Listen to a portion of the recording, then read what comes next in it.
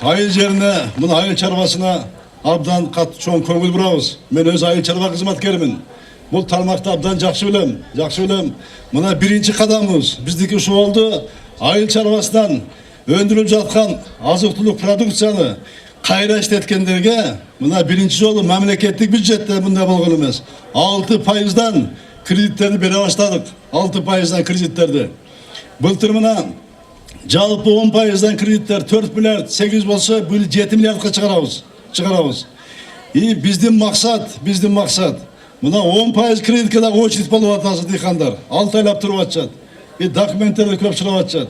Біздің мақсат, осы кредиттені көбейтіш қысқа мөнетті 15-20 миллиардқа шығарыш. И дихан менен фермер банкта кредит алам деп 2 айлап, 3 айлап, 5 айлап очередте тұрбаш керек. Мына бұны да жоябыз. Қаражаттарды біз айыл чарбасынадағы кредиттерді көбейтеміз. Келечекте мына азыр 3 жылға чейин беріп атабыз. 6%-дан келечекте бұны мөөнөтүндөгү узартканга аракеттерди кылабыз.